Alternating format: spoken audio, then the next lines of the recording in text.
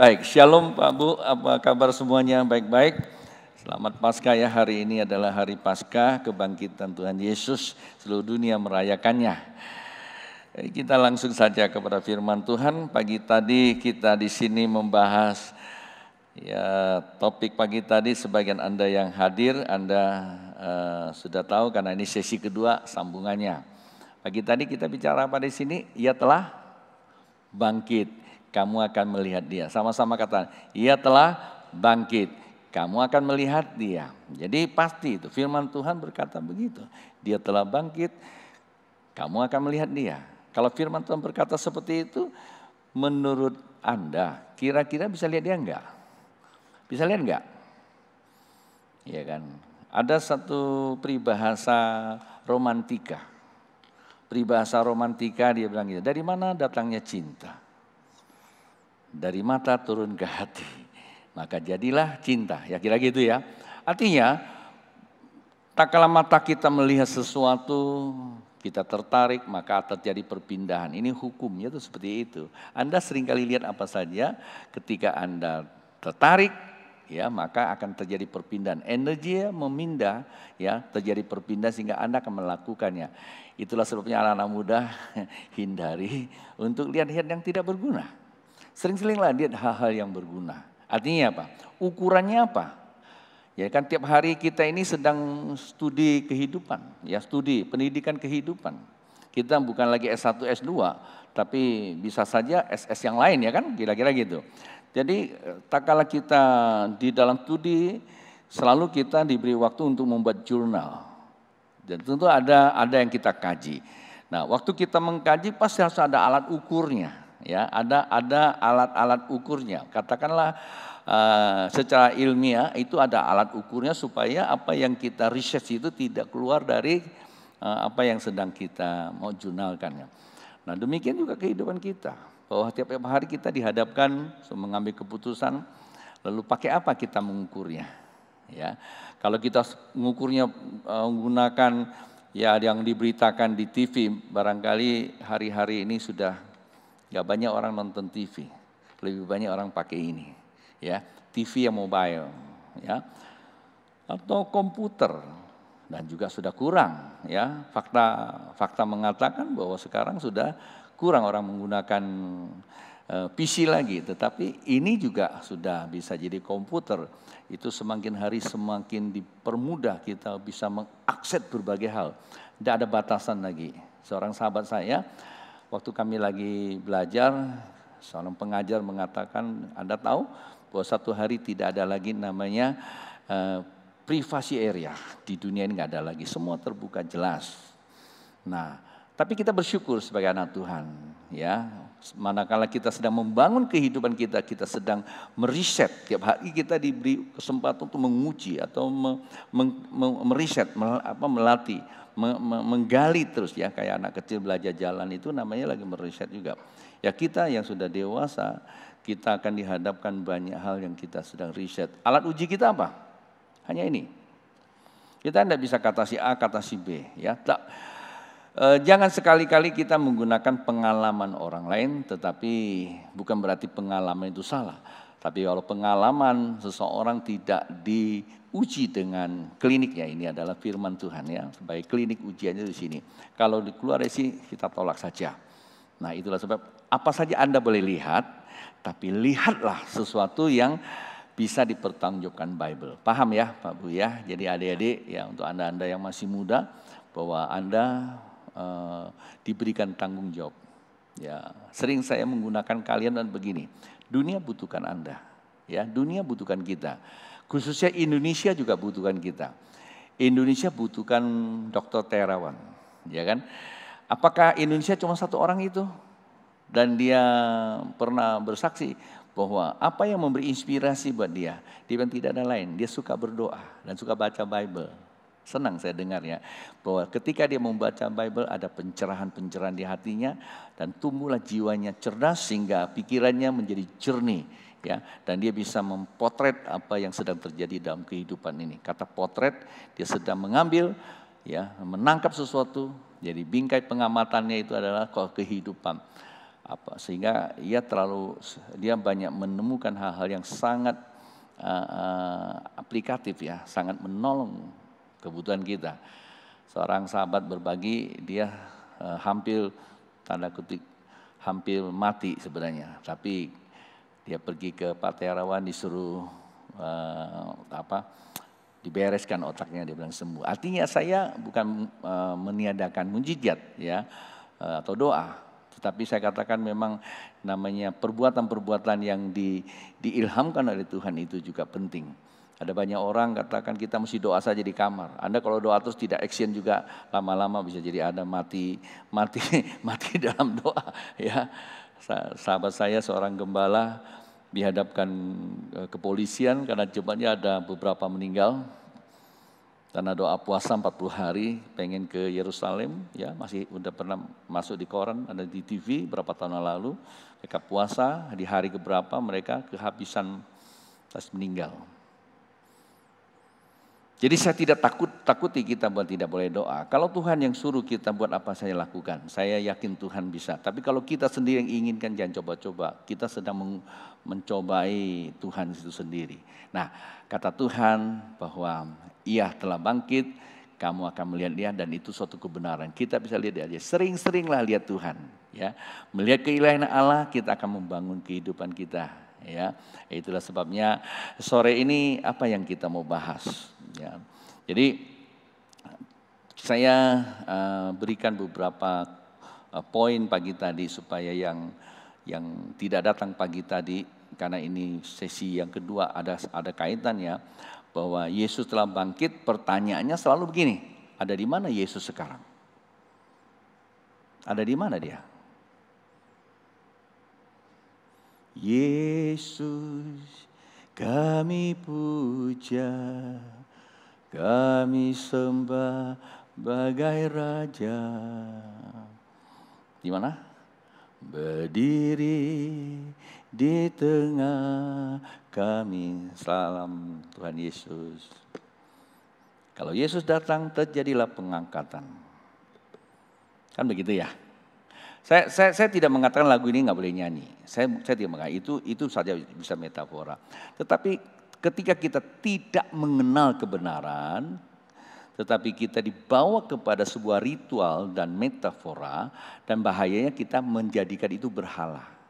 Padahal Alkitab katakan bahwa Yesus harus ada di surga. Kisah 3 ayat 21. Ngapain? Dia menantikan pemulihan segala sesuatu. Artinya Roh Tuhan dicurahkan sedang mengerjakan pemulihan. Pertanyaannya, apakah kita sudah dipulihkan atau belum? Ukuran pemulihannya apa? Tentu firman Tuhan. Jangan kita aku sudah ikut KG. Bahkan aku penyelenggaranya kok. Aku doain orang tumbang, muntah-muntah dia. Tidak ada jaminan Pak Bu. Bukan itu. Tetapi yang kita perlu adalah sikap dan perilaku. Nah, sikap perilaku apa yang perlu? Ujinya ini. Nah, karena itu dikatakan lihatlah Dia ada di sorga. Saya memberikan suatu gambaran. Penyembahan itu mulai dengan namanya apa? Imajinasi atau meditasi. Gambarkan Yesus itu di sorga. Karena Tuhan sendiri ngajarkan kepada kita dalam doa yang paling tinggi. Bapa di sorga, dikuduskanlah namamu. Jadilah kehendakmu di bumi seperti di sorga. Bukan sorganya turun. Kita paling pandai. Kita pandai eksekusi. Sorga turun. Saya rasa sorga ada di bumi. Bahkan saya masuk ke sorga bolak-balik. Terus kita gampang ditangkap yang seperti itu. Pak Bu, pengalaman ini sangat sensasional. Mudah merangsang emosi kita. Manakala emosi kita terangsang itu sepertinya kita sedang dihipnosis. Kehilangan kesadaran, kita terbawa oleh arus spiritual. Dan ujung-ujungnya menimbulkan kerusuhan kehidupan. Kenapa? Karena kita merasa kita lebih bijak. Amsal berkata kalau orang sudah merasa dia lebih bijak, Nah, itu orang yang paling berbahaya. Ya, baca kitab Amsal pasal yang ketiga dari pertama sampai ayat ke-7 ya, di rumah saya baca. Penting sekali Pak, Bu. Dan biasanya kalau kita tidak berkapital, ngerti ya? Kan sekarang ini kan kita lebih suka berkapital. Kalau Anda punya kekuasaan itu paling gampang dalam hidup ini. Kita bisa ngatur apa saja. Sehingga kita cenderung pengen berkuasa. Kalau enggak bisa, kita buatlah namanya kongres luar biasa. Betul nggak? Kumpulin orang-orang yang senasib lalu kita buat sebuah paguyuban untuk berkuasa. Kalau berkuasa bisa bicara gitu loh ya. Tapi kalau tidak bisa berkuasa gimana? Kalau kita tidak berkapital, kapital yang paling jitu hari-hari ini adalah banting pintu, kabur. Nah, itu seperti anak kecil tuh ya. Rumah tuh kalau kita lihat zaman-zaman dulu kita masih sekia-sekia, kami orang Jakarta sekia-sekia itu. Kalau udah ribut-ribut nggak bisa menang, teriak yang paling kencang, tutup pintu kamar, sudah menang itu. Kan gitu loh. Nah ini nggak menjadikan kita dewasa. Jadi untuk kita butuh orang-orang yang kredibel di dalam kehidupan ini. Nah bagaimana caranya? Supaya kita sehari ke hari semakin cool, semakin rendah. Dua hal yang kita perebutkan atau perjuangkan namanya karunia. Itu penting. Kalau kita tidak punya karunia, kita tidak bisa berkompetisi dengan kehidupan ini. Contoh yang sederhana, virus itu benda yang paling kecil. Ya, virus kan benda kecil. Kata seorang profesor, itu benda kecil, nggak bisa lihat. Kalau dikumpulin satu ember, siramin 1 sendok sabun, selesai dia. Tapi herannya kita kalah sama dia. Ya Pak ya. Nah bagaimana kita bisa menang, maka kita perlu karunia. Nah itulah yang dikatakan Pak Terong, karunia-karunia dari surga ya. Itu bisa kita mengatasi, kita bisa temukan, bukan ciptakan. Kalau kita cipta berarti kita Tuhan. Tuhan sudah sediakan, kita bisa temukan. Nah untuk supaya karunia kita ini adalah karunia yang betul-betul keilahian, harus ada alat ukurnya. Alat ukurnya itu adalah buahnya, buah roh. Karunia tanpa buah roh itu namanya apa? Penyesatan. Ya, penyesatan jangan main-main. Nah, karena itu untuk mengamati dia saya menggunakan rumusnya ATM. Amati dia. Nah, bingkai pengamatan kita cuma hanya Yesus itu di sorga. Jangan kita ganggu lagi. Tuhan Yesus di sorga. Tetapi kita bisa menangkap janji dia, Roh Kudus. Tangkap Roh Kudus yang hadir dalam hati. Jadi kita bisa rasakan. Itu namanya kontemplasi Roh Kudus di dalam batinmu. Nah kalau kita kontemplasi Roh Kudus mungkin seperti kayak orang, mungkin orang dunia akan bilang kita seperti orang gila. Ya seperti orang gila aja. Mula-mula saya bertobat tahun 89 kurang lebih waktu itu. Saya nggak diajarin sebenarnya. Tapi karena saya suka nggak diajarin sama senior-senior. Dulu juga nggak ada DK segala macam, tapi saya suka baca-baca buku dari orang-orang yang memiliki kredibilitas dan pelayanan. Saya menemukan, sehingga saya coba melakukan ini. Tapi dulu kita nggak boleh sembarangan ngomong. Bilang meditasi kita bisa dibilang sesat tuh. Ya saya lakukan, saya meditasi, kontemplasi. Lalu saya mulai mengafirmasi ngomong-ngomong sendiri. Istri saya ngeliatin saya kayak orang tanda kutip, lu kayak orang gila tuh jalan ngomong sendiri. Tanya istri saya benar nggak? Itu 30 tahun yang lalu. Itu saya lakukan. Di rumah saya di Jakarta itu kan ada taman di belakang, ada kolam. Saya nyalakan air mancurnya, saya sambil jalan. Waktu saya sambil jalan saya mengimajinasikan itu Yesus Tuhan. Lalu saya merasakan rohnya itu hadir. Saya bisa beraktivitas, saya bisa ngomong.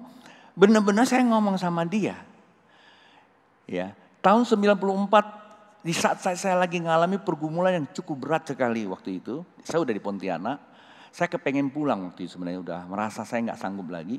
94 kalau tidak salah waktu itu masih di Malaya. Ya saya mulai sore-sore habis makan mereka lagi latihan. Saya jalan di Taman Masa Depan. Ya rumah saya dulu ada Taman Masa Depan. Kiri kanan itu ada rumah-rumah modern itu.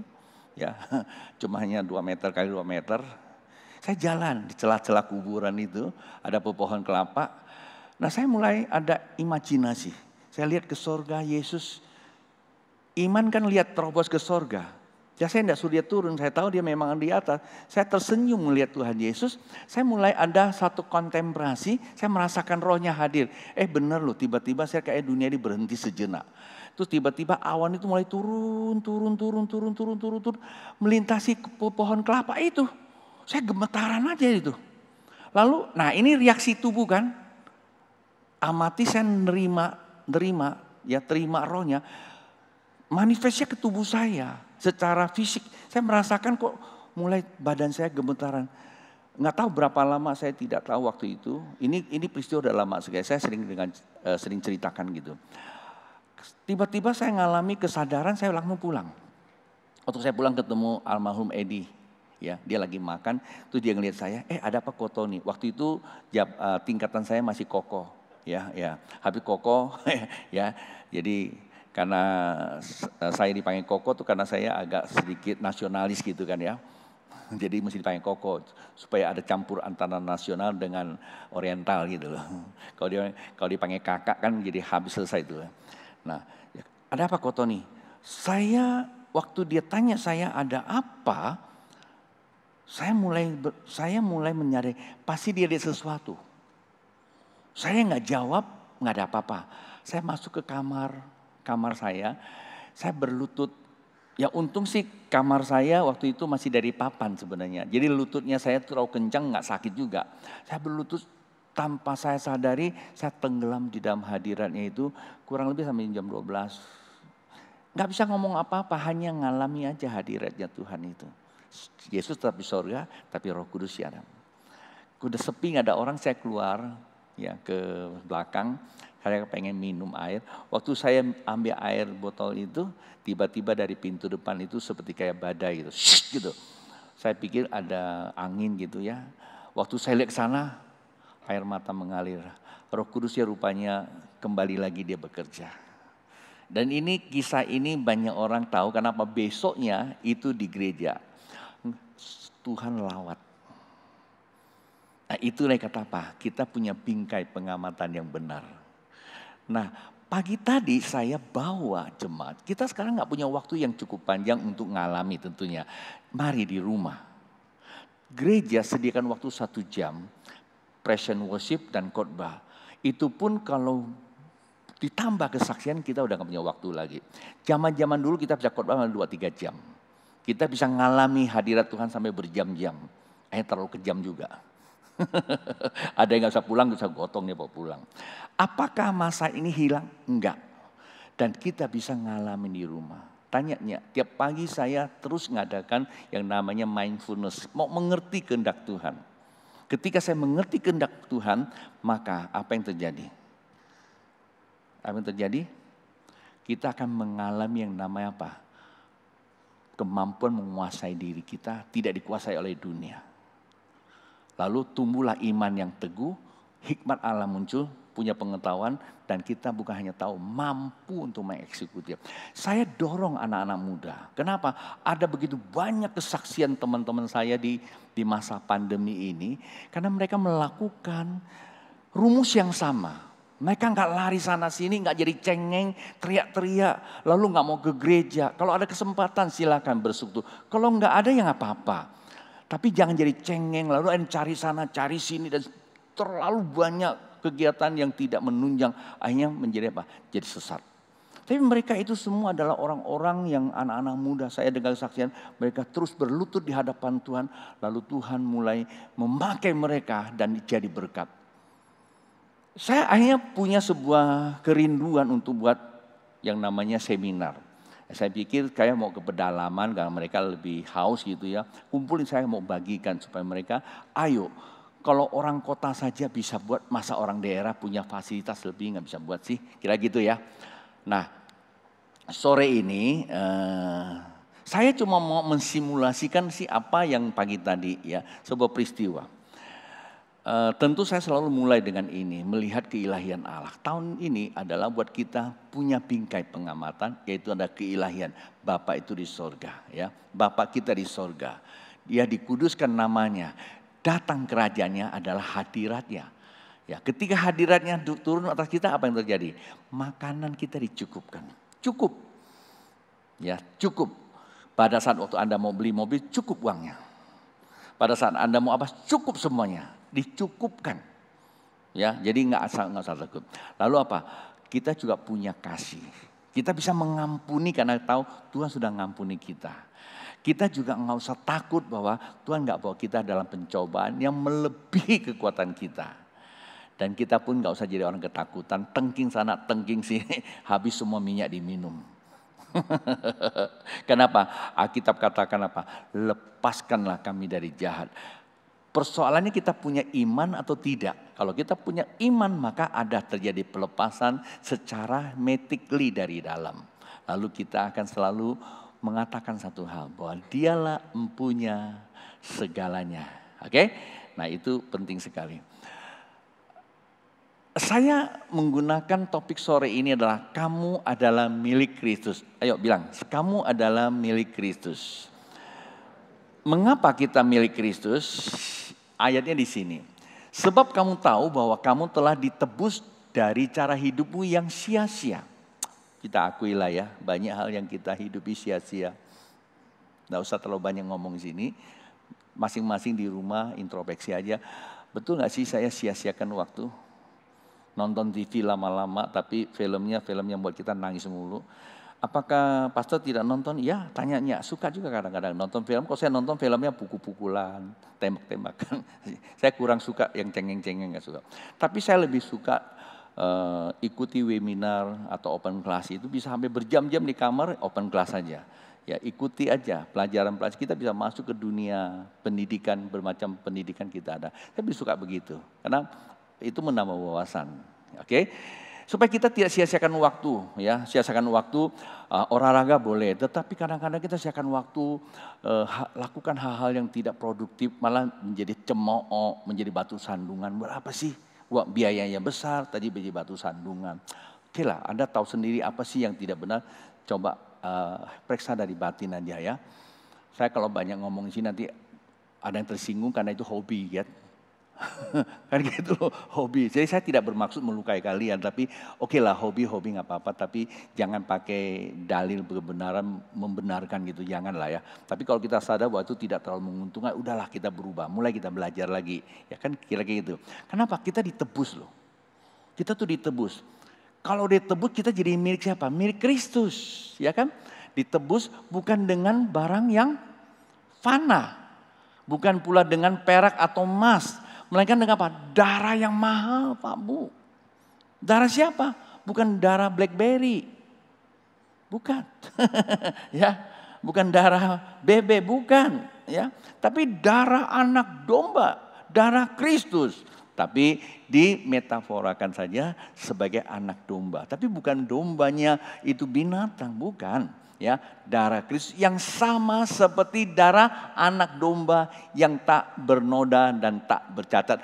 Seperti, tapi bukan ya, seperti anak domba yang tak bercela yang ada di perjanjian lama. Kita tuh ditebus seperti itu. Artinya Yesus itu disamakan seperti binatang. Bahasanya begitulah. Ingat, kita itu ditebus oleh Yesus tetapi disamakan seperti binatang. Supaya kita bukan jadi binatang.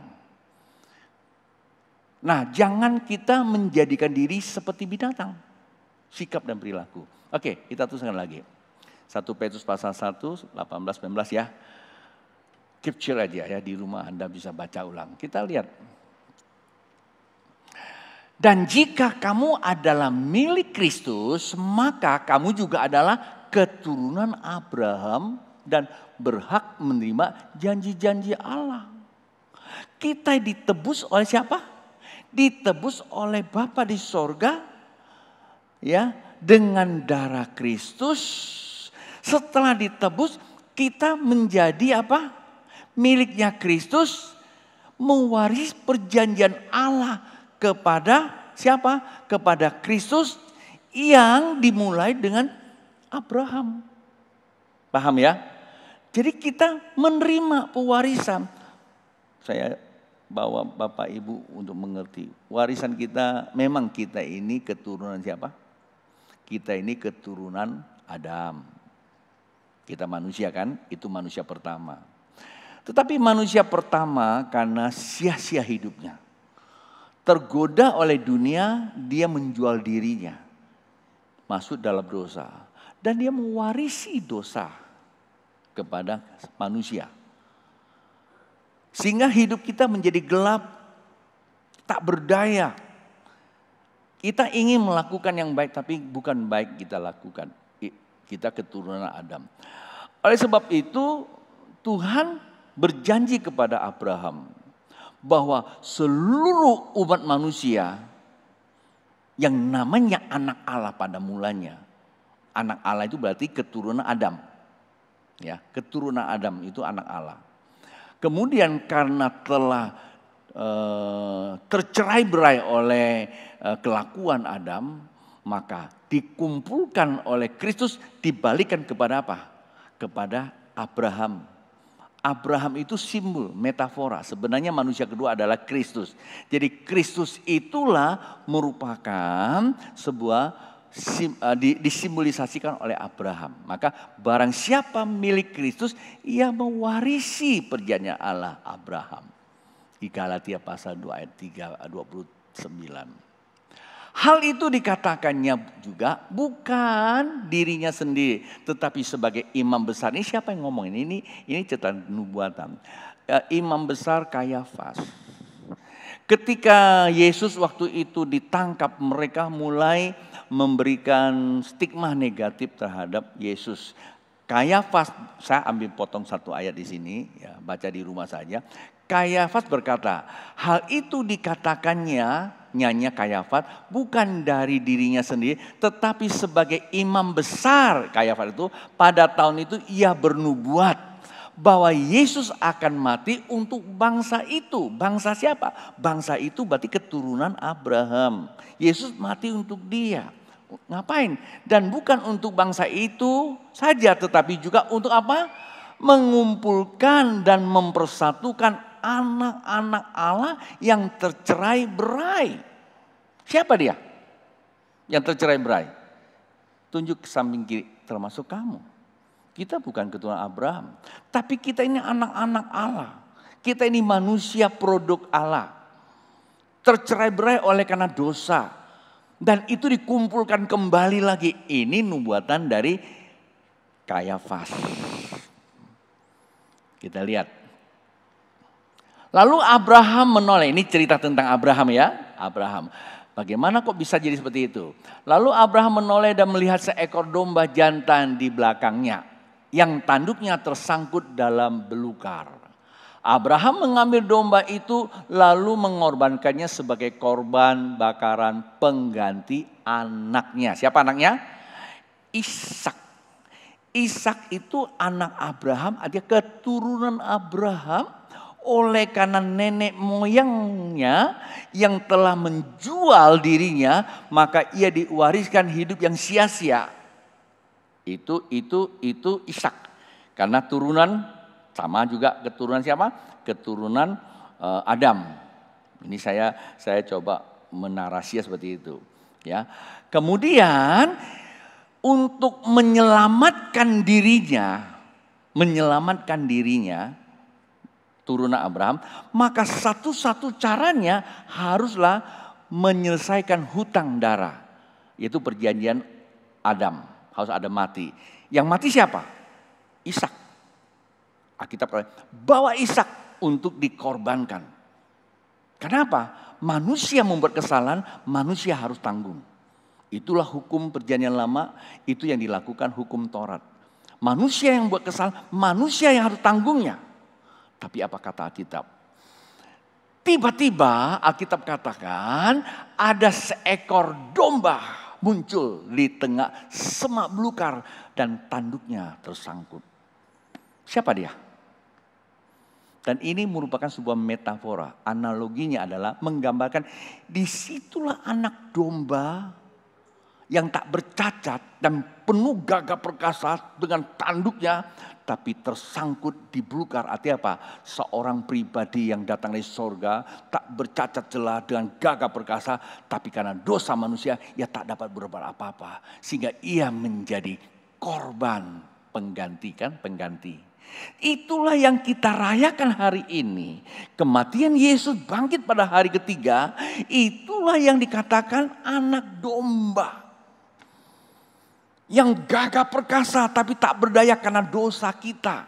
Dia diikat, dia didera, dia dicambuk, disalibkan di atas kayu salib. Hanya menggantikan keturunan Abraham, yaitu Ishak. Siapa dia? Siapa dia? Tunjuk lagi kiri kananmu. Kamu tahu enggak? Kita itu loh yang digantikan. Seharusnya kita ini cerai berai, binasa Pak. Tak berdaya di dalam kehidupan. Hidup sia-sia, mati sia-sia. Walaupun ada kekayaan, sifatnya sementara. Karena dosa. Nah, penderitaan kita ditanggung oleh Yesus. Ini ya, saya hanya mau mensimulasikan aja di dalam suasana Paskah ini. Untuk kedua kalinya berserulah malaikat Tuhan dari langit kepada Abram. Karena sikap seperti itu. Katanya, aku bersumpah demi diriku sendiri. Demikianlah firman Tuhan. Perhatikan. Karena engkau telah berbuat demikian. Dan engkau tidak segan-segan untuk menyerahkan anakmu yang tunggal kepadaku. Kata Tuhan. Maka aku akan memberikan apa? Memberkati engkau berlimpah-limpah. Dan apa? Membuat keturunanmu sangat banyak seperti bintang di langit. Dan seperti pasir di tepi laut. Dan keturunanmu itu akan menduduki kota-kota. Siapa dia? Siapa dia? Anda dan saya. Paskah. Kita bukan merayakan sekedar kematian Tuhan Yesus buat orang Israel. Tapi Paskah kita sedang merayakan penyelamatan buat Anda dan saya. Kita dikembalikan status kita sebagai anak Allah. Mewarisi perjanjiannya. Sehingga kita dimetaforakan. Kita diartikan keturunan Abraham. Sekalipun kita bukan ketua. Kata Abraham itu hanya menjadi gambaran bahwa anak Allah. Abraham, ia digambarkan, dianalogikan sebagai Bapa di sorga. Lazarus yang mati karena penebusan di pangkuan Abraham. Lazarus di dalam kehidupan miskin secara duniawi. Bukan berarti dia gak punya apa-apa. Miskin secara duniawi. Tetapi dia kaya di dalam hadirat Allah. Di dalam pewarisan perjanjian ilahi. Ketika dia mati bersama dengan Bapa di surga dalam pangkuan Abraham. Itu menggambarkan Anda dan saya. Ketika kita percaya Yesus, dia di surga. Tapi Roh Kudus yang ada dalam diri kita. Dan Roh Kudus yang akan bekerja di dalam Anda dan saya. Untuk melakukan segala sesuatu. Perhatikan. Di dalam Filipi pasal yang 2 ayat 13. Roh Kudus ada di dalam Anda dan saya. Melakukan segala sesuatu seturut kerelaannya dia. Terkadang memang kerelaan Allah gak nyaman buat kita.